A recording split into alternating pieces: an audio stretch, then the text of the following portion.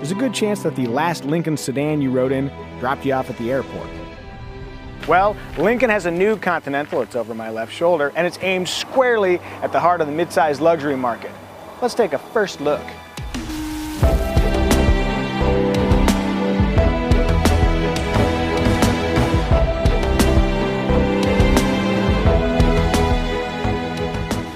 In person, the Lincoln Continental has a stately muscularity about it, fancied up with chrome trim and a big old grille. But perhaps the most interesting exterior elements are the door handles. They're built into this chrome strip right here. There's a little micro switch, push it, and it opens the door. There's also a super capacitor in case the battery dies that'll let you open and close the door 20 times. And there's a little hole right here that lets you unlock the door manually using a key. And if you're inside, look at this. There's a release so you don't get trapped. Though the interior is so nice, you might wanna.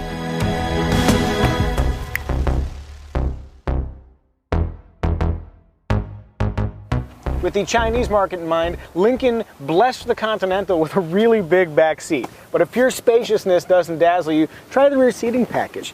You've got cooled and heated seats and a massage function, and you can recline, or you can unrecline, I guess that'd be the word. And if you sit on the right side, you can adjust the front passenger seat as a show of power. All this is lovely, but actually, the real magic happens up front.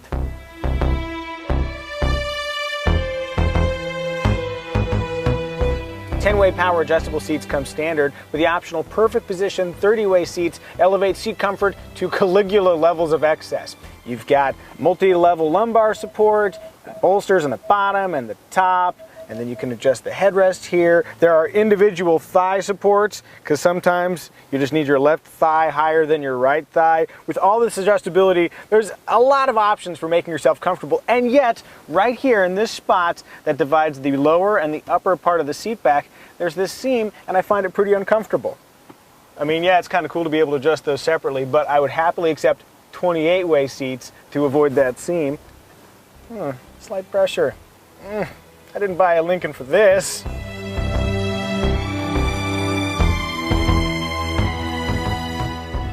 The interior is more than the sum of its seats though. Material quality is really quite nice. You've got this lovely stitching, real wood, and a lot of soft materials. Visually, it's a fairly restrained design, but overall everything feels nice.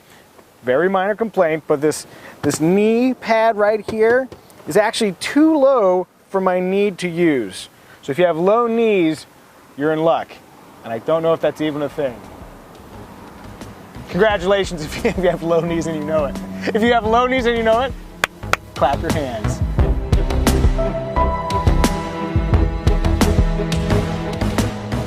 Mounted front and center is the same Sync 3 infotainment system that we really like in all the other cars we've driven it in. It works great here in the Lincoln Continental, but it's best enjoyed with the optional 19-speaker Revel audio system. Let's listen to the demo while the camera slowly pans over to the right, getting those sweet speaker grills that are inspired by the Beatles' Here Comes the Sun. Dootin' doo-doo.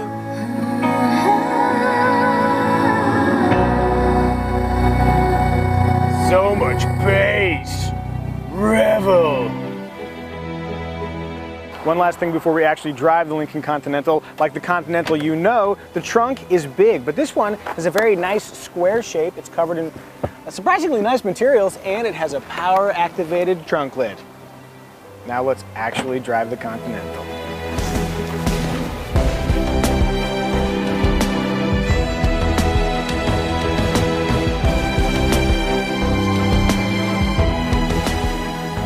Powering this particular car is the top-of-the-line 3-liter turbocharged V6, 400 horsepower and 400 pound-feet of torque. It's as quick as you'd expect.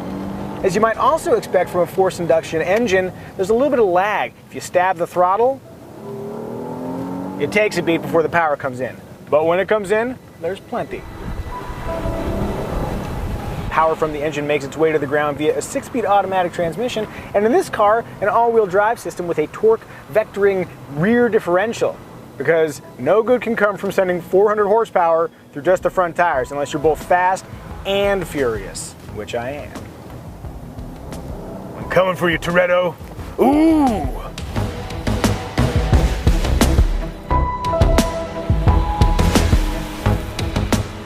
All-wheel drive is available in all Lincoln Continentals, but if you choose the base 3.7 liter or the optional 2.7 liter turbo engine, front-wheel drive comes standard.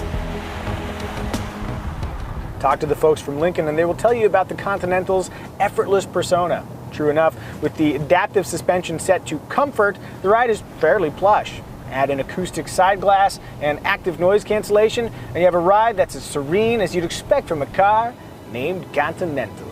Hey.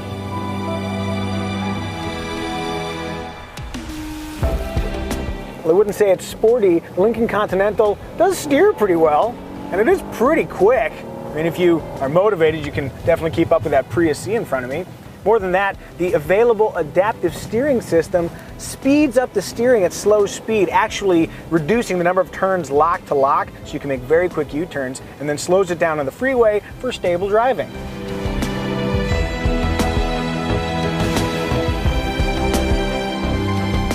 In total, the Lincoln Continental is a comfortable, capable sedan. For drivers that aren't as capable as it is, technology intervenes. There's a 360 camera system, an automatic parking system, lane keep assist, and dynamic cruise control with stop and go functionality. It'll make up for your marginal driving abilities. The Continental's judging you. Not really, but I am.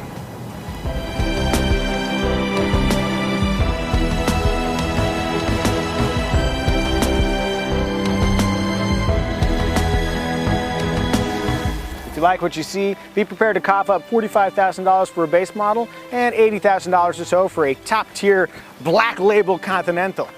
Will the Lincoln Continental replace the Audi A6 and BMW 5 Series as the mid-sized luxury sedan of record?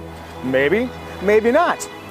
At the very least, looks like rides to the airport just got a little more stylish.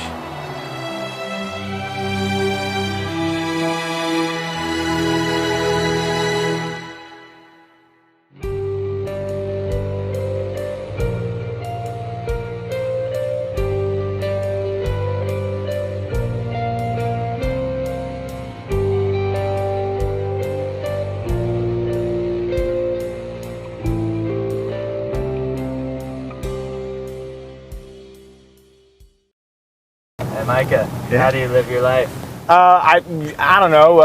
I mean, the measure of distance, obviously. I think the way to measure your life is probably a quarter mile at a time. Yep.